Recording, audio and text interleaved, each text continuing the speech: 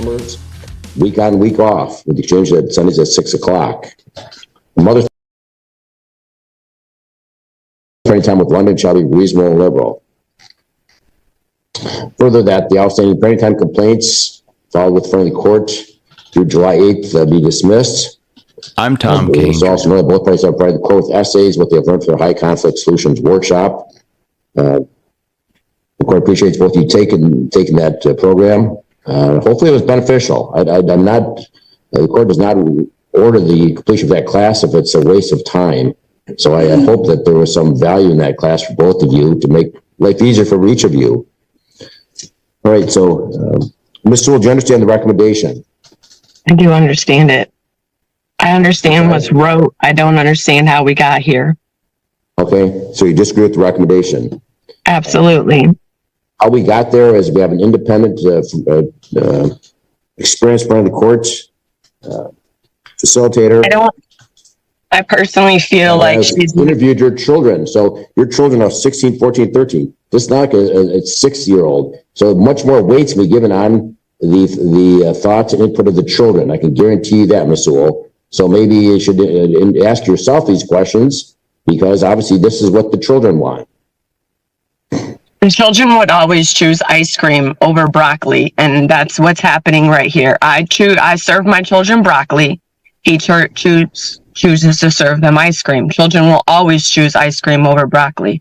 There are serious concerns within this case that have not been addressed, and unfortunately, it's so sickening and disturbing, this case, that the outcome of this recommendation is me dropping out. I don't wish to continue this anymore. My children have been failing educationally for years, and he's the one in charge of getting them to school, taking them to school. He's been charged with truancy charges. My son has dropped out of school.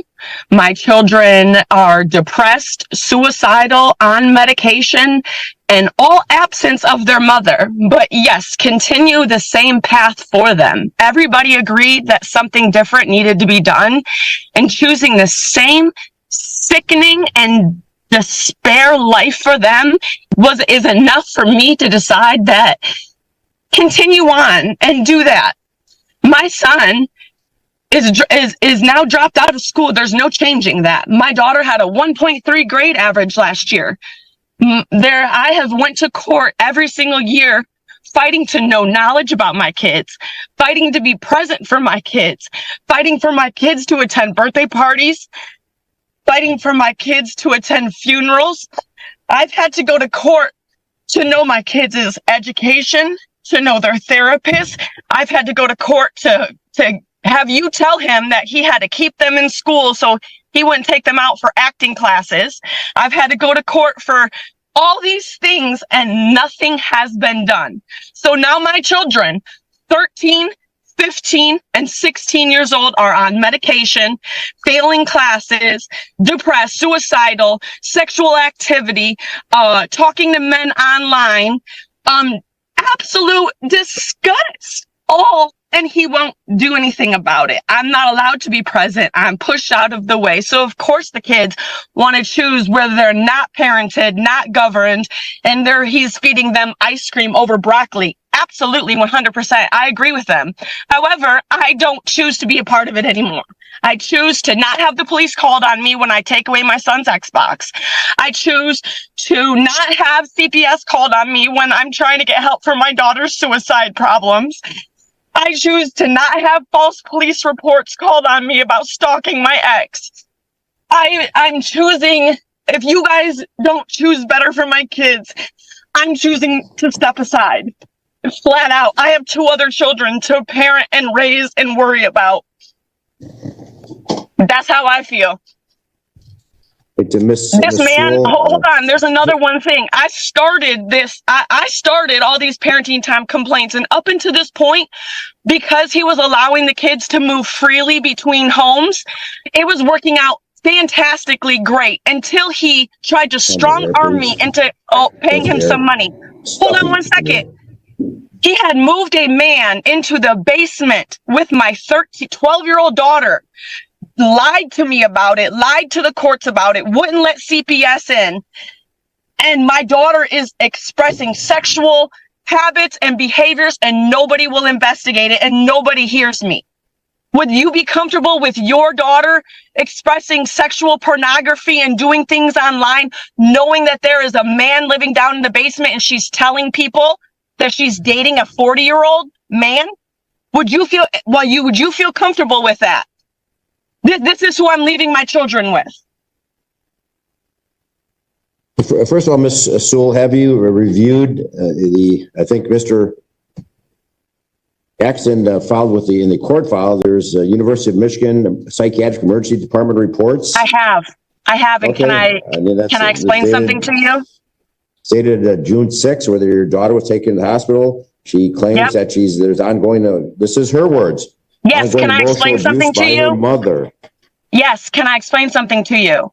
So I just want to make sure that, no, you don't need, want to make sure you saw these. I did, absolutely. And it made me bawl. It's so sickening because here's the thing,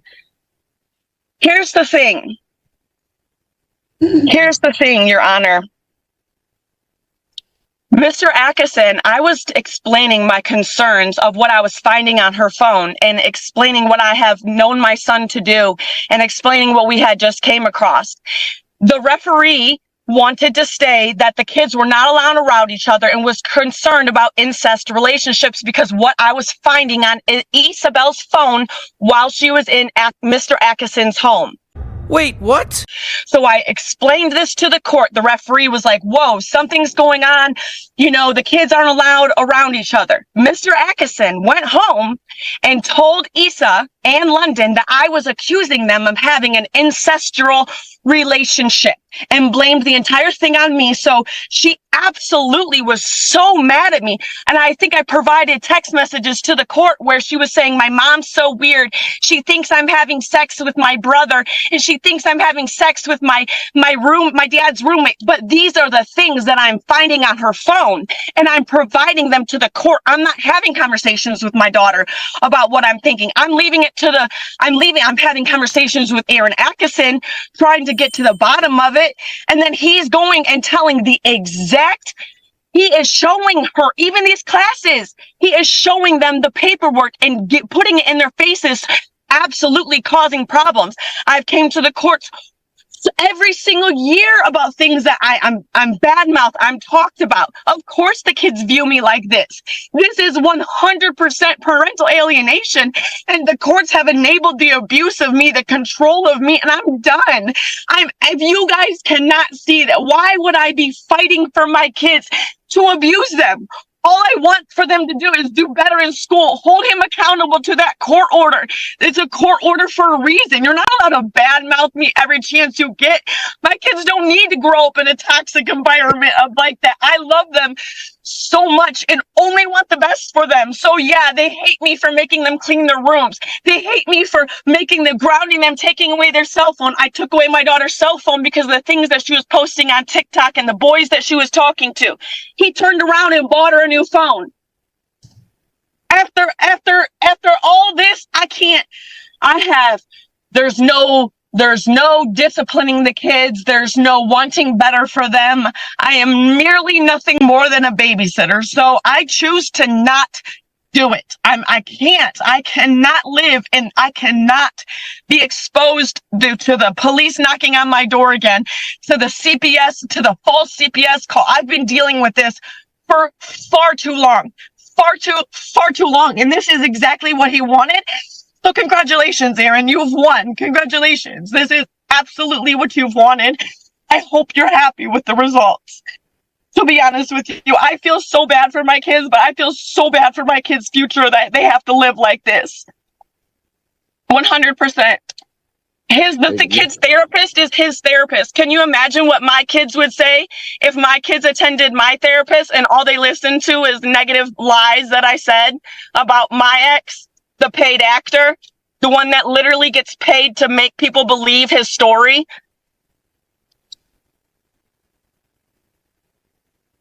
Ms. Sewell, the children need their mother. So I hope you keep an open mind. And they also need a happy mother and one mother that's not being constantly controlled and abused and enabled by the court system to continue the abuse. I cannot handle it anymore. I have hit a peak. I've hit a moment. I cannot. The summer goes so perfect and so well, and it's so harmonious. And when the kids were moving freely from home to home, it was so good. It was so happy in that time. It was so good. But money is a root of all evil, so I'm sorry I didn't have the money at the time. All right, take a deep breath, Ms. Sewell. First of all, make sure you're listed. You should be involved in school activities, going to parent-teacher conferences. Make sure that you're listed as a contact at school. Absolutely, you're the parent. I have had to go to court and fight for every single thing of that, and I do. I attend everything that I am aware of, that I can. I attend everything. I do everything that I'm supposed to. I show up to therapy. I do everything that I'm supposed to do. Everything and more. I adopted my life in 2020 as if he was standing right next to me. And you can ask any about that. I said, I will live my life as if Aaron Atkinson is standing next to me because that's how it feels. Every move I make, I have to make sure that he's okay with it, how he can spin it, and how he can use it against me and use it against me in court. And that's how I have become this person that I am so proud of today. The fact that you are sitting here and saying my kids don't deserve to have their mother. Why is it okay for this man to have truancy charges? Why is it okay for him to not push school on the kids? Why is it okay for him to be living in a bed bug infested house, almost foreclosed on, and everyone's okay with it? Why are you okay with it? Right, Ms. Sewell, the court fully understands your position. Keep in tabs. If in fact the children are missing in school, bring it to the court's attention. The court will make changes. You have all the paperwork right now. You have all the paperwork right now. I have. That's a joke, you telling me that. I brought all text messages, school paperwork. I have absolutely brought everything. The 37 absences. I brought that, Your Honor. Screen's waiting. Mr. Atkinson, do you understand the recommendation this morning? Yes, I do. Do you have any objection to the court adopting the recommendation? No, I do not. Okay, the court's going to add a couple things to this recommendation. If you could, please, Ms. Brower. Number one is that all three children shall be involved in counseling, and they shall not be your counselor or therapist, Mr. Atkinson. Not someone that you are seeing. Just understand, all three children should be enrolled in counseling. They've all three got problems.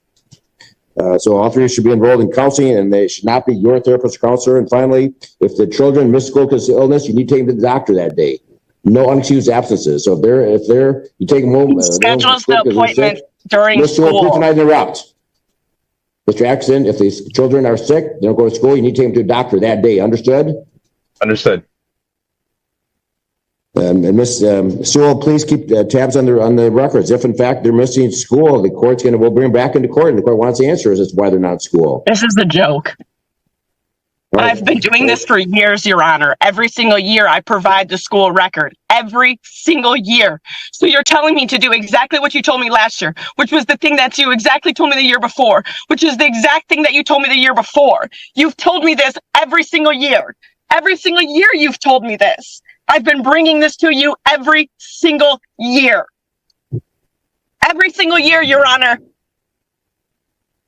Well, we've got 3 files here, and there's been a lot of activity, but bring them timely. Ms. Sewell, I do, Your Honor. It has 30 days you have 30 days to file the complaint. I do, Your Honor. I do. I file everything on time. I do bring it to you. I do.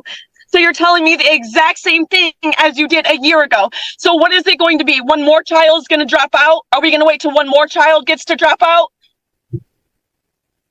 Because this could have been prevented. This absolutely could have been prevented. The court's attention. This absolutely could have been prevented. I'm not going to talk over you, try to talk above you, Ms. Sewell. So court will adopt the recommendation. I will conclude this review. Do bring it to the court's attention, please. I will look at it.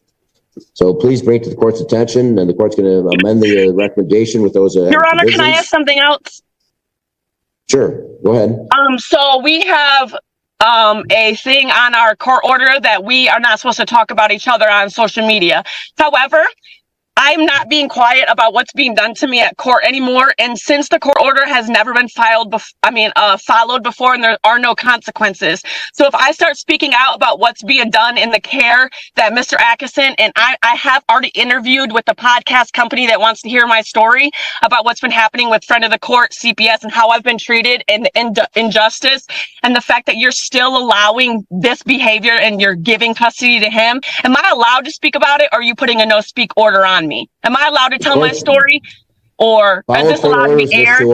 If you're not sure about following court orders, then you should consult an attorney, because yes, you violate court orders, people can be held in contempt. With that, Okay, but why is he allowed to be held? Why is he allowed to disobey the court order, but he is not allowed to be held? He never gets held in contempt. So why is it that I only am allowed to be held in contempt, but he does not have to be held in contempt? You just dismissed about 20. Both parties are subject to the contempt powers of this court and violate court orders. With that, but you're not, because you just dismissed all my court orders that he violated. So are you going to choose to violate me and not him once again? I'm just saying, I want to speak out. I want this podcast to be aired. I very much want my voice to be heard. I think that other people can benefit from hearing my story about the injustice that's been being caused to me. I want to speak out about my story, and I want to make sure that I'm not being contempt of court again, because I'm the only one that gets held in contempt of court. So I'm asking you to lift that ban on me being able to speak and me being able to speak about my story. Your request is denied. Okay, I will take my chances. Wow.